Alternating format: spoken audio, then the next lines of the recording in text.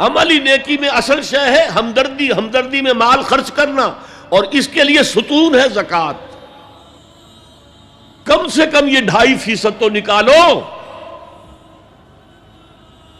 بوتل کا کارک تو کھل جائے، پھر اور بھی دو، اور بھی دو، اور بھی دو۔ یہ تو obligatory ہے، یہ تو فرض ہے، یہ تو لازم ہے۔ لیکن مقصد کیا ہے؟ اس کو جو سمجھ لیا بس یہی زکوٰۃ ہی ہمارے ذمے میں ہے، وہ بڑے مغالطے میں۔ حضور نے فرمایا صلی اللہ علیہ وسلم، ان فی المال حقا سوی الزکوٰۃ، اے مسلمانوں یہ نہ سمجھنا کہ بس زکوٰۃ ادا کر دی تو تمہارے مال کا سارا حق ادا ہو گیا۔ ان فی المال حقا سوی الزکوٰۃ، تمہارے اموال میں حق ہے اللہ کا زکوٰۃ کے علاوہ بھی۔ اور پھر آپ نے یہ آیت پڑھی، وَآتَى الْمَالَ عَلَىٰ حُبِّهِ ذَوِي الْقُرْبَىٰ وَالْيَتَامَىٰ وَالْمَسَاكِينَ وَابْنَ السَّبِيلِ وَالسَّائِلِينَ وَفِي الرِّقَابِ وَأَقَامَ الصَّلَاةَ وَآتَى الزَّكَاةَ۔ یہاں آتا الزکوٰۃ تو ہے ہی ہے، اس سے پہلے جو آ رہا ہے یہ سرپلس ہے، اس سے آگے کی بات ہے، یہ ایڈیشنل ہے۔ اسی لیے جب انفقوا انفقوا انفقوا انفقوا انفقوا کی جو تکرار ہوتی ہے قرآن مجید میں، تو ایک جگہ پھر سوال کیا صحابہ نے، کتنا خرچ کریں حضور؟ فرمایا قل العفو، کہہ دو جو بھی ضرورت سے زائد دے ڈالو، don't accumulate, don't retain any thing.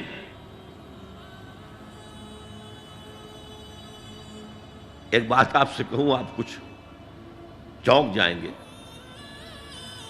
حضور نے کبھی زکوٰۃ دی؟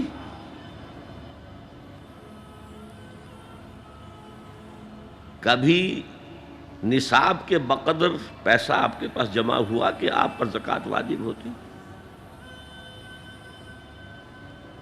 کیسی عجیب بات ہے۔ ارکان دین میں سے ایک رکن سرے سے غائب،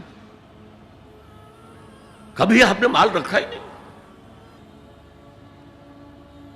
حضور کا اسوہ ہم جانتے ہیں، مسواک کر لی ہے، پائچے جو ہیں ٹخنے سے اوپر کر لیے ہیں، یہ اسوہ ہے؟ ہاں ہے، یہ بھی ہے، ٹھیک ہے، سنت ہے، اسوہ تو یہ ہے۔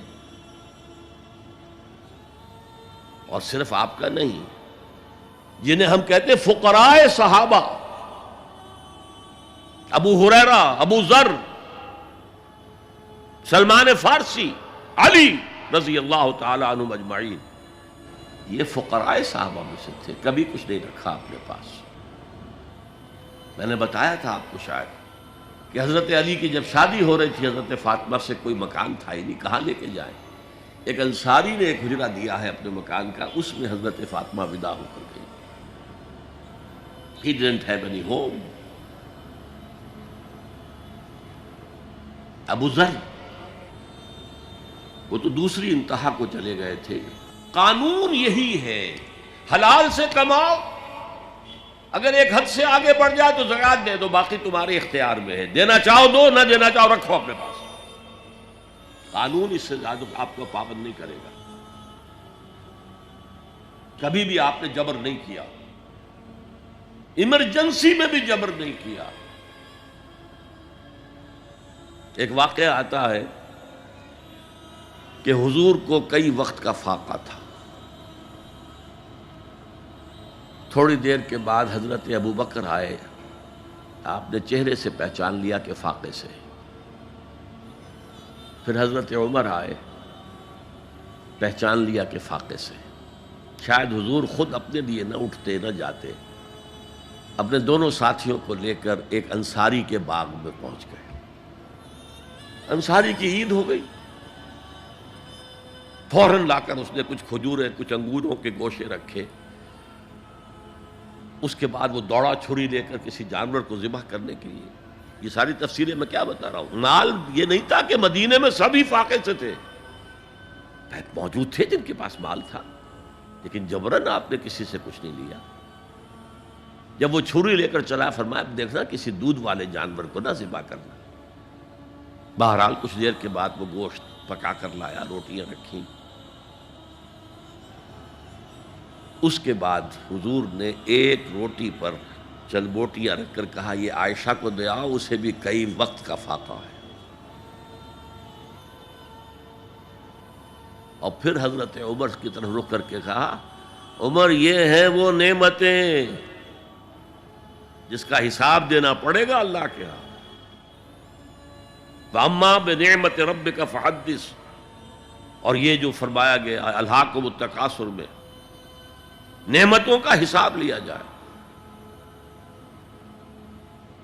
وَلَا تُسْأَلُنَّ يَوْمَئِذٍ عَنِ النَّعِيمِ، فرمایا یہ نعمتیں ہیں۔ تو یہ ہے اصل میں انفاق کا معاملہ، آپ کے اس پر چھوڑ دیا گیا ہے۔ جتنا بھی آپ میں جذبہ ہے، جتنا بھی آخرت کا یقین ہے، اتنا ہی آپ پسند کریں گے کہ آخرت کے بینک میں جمع کرائیں، یہاں کے بینکوں میں کیوں جمع کرائیں؟ یہاں کتنا دے دیں گے آپ کو؟ 10%، 20%، وہاں 700% ملتا ہے۔ 700% نہیں، 7000، 700 گنا۔ Why to keep it in these banks؟ حضرت مسیح کا جو پہاڑی کا واس بہت مشہور ہے، سرمن آف دا ماؤنٹ، بڑے پیارے الفاظ ہیں۔ میں آپ سے اپنا تاثر عرض کیے بغیر نہیں رہ سکتا۔ جہاں تک مواعظ کا تعلق ہے، جو حضرت مسیح کے مواعظ آئے ہیں ان سے اونچے واعظ کوئی ممکن نہیں۔ اسی میں یہ جملہ بھی ہے، دیکھو اپنا مال زمین پر جمع نہ کرو، جہاں چوری بھی ہوتی ہے ڈاکہ بھی پڑتا ہے، کیڑا بھی خراب کرتا ہے۔ آسمان پر جمع کرو جہاں نہ چوری کا اندیشہ، نہ ڈاکے کا خوف، نہ کیڑا خراب کر سکے۔ اس لیے کہ میں تم سے سچ کہتا ہوں کہ جہاں تمہارا مال ہوگا وہیں تمہارا دل ہوگا۔ مال یہاں ہوگا تو دل اٹکا ہوا ہوگا، اور فرشتے اس طرح گھسیٹ کر کھینچیں گے آپ کی جان کو جیسے کہ سیخ پر سے کباب کھینچا جاتا ہے۔ اور اگر دل وہاں لگا ہوا ہے جس کے لاکھوں کروڑوں ڈالر سوئس بینکس میں جمع ہے، اسے کہا جائے نکل جاؤ پاکستان سے، اسے کوئی تکلیف ہوگی؟ نکل جاؤ فلاں ملک سے، ملک بدل کرتے تمہیں کیا تکلیف؟ میرے بینک کے اندر پیسے ہیں۔ البتہ جس کا باہر کچھ نہ ہو، اسے اگر یہ دی جائے سزا تو اس کی تو جان پر بن جائے گی۔ تو یہ ہے انفاق کا معاملہ۔ اس میں یہ دو جو ہے، ایک قانونی سطح ہے۔ قانونی سطح یہ کہ حلال ذریعہ حرام نہ ہو، سود نہ ہو، جوا نہ ہو، فحاشی کو ذریعہ نہ بنایا جائے، منشیات کو ذریعہ نہ بنایا جائے کمائی کا۔ اور جو بھی آپ کے پاس ہے، آپ نصاب کی سطح کے اوپر آ گئے تو 2.5% زکوٰۃ دے دو۔ قانون اس سے آگے آپ سے مطالبہ نہیں کرے گا، اگرچہ فقہاء نے یہ فتویٰ دیا ہے کہ اگر کسی وقت جو فقراء ہیں ان کی ضرورتیں زکوٰۃ سے پوری نہ ہو سکیں تو اس وقت کا امام، اس وقت کا خلیفہ، وہ زبردستی بھی امراء کے مال میں سے مزید لے سکتا ہے زکوٰۃ کے علاوہ۔ لیکن کمال یہ ہے محمد رسول اللہ صلی اللہ علیہ وسلم کا کہ نہایت جان گسل تحریک جو تھی، انقلابی تحریک، اس میں بھی کبھی آپ نے جبر سے کام نہیں لیا۔ یہ آپ کی چوائس پر ہے۔ البتہ ایک معیار مقرر کر دیا، جیسے حضرت ابو بکر غزوہ تبوک کے موقع پر سب کچھ لے آئے تھے گھر میں جھاڑو پھینک کر۔ عام حالات میں یہ نہیں، ایک شخص آئے صحابی انصاری، میں اپنا سب کچھ اللہ کی راہ میں دینا چاہتا ہوں۔ فرمایا نہیں، تم چاہتے ہو کہ اپنے ورثاء کو غریب اور فقیر بنا کر جاؤ؟ اس نے کہا اچھا میں آدھا نہیں، آدھا بھی بہت ہے۔ فرمایا تہائی دیتا ہوں؟ فرمایا ہاں تہائی کافی ہے۔ وَالثُلُثُ کثیر، اور ثلث بھی بہت ہے۔ اور یہی قانون ہے وراثت کا، آپ ثلث سے زیادہ، 1/3 سے زیادہ کی وصیت نہیں کر سکتے۔ 2/3 مال جو ہے کم سے کم وہ صرف قانون وراثت کے مطابق تقسیم ہو، اور کسی وارث کے لیے وصیت نہیں کر سکتے۔ ایک بیٹے کو اس کا حصہ بھی مل جائے اور پھر مزید جو ہے وصیت نہیں، وارث کے لیے لا وصیت لوارث۔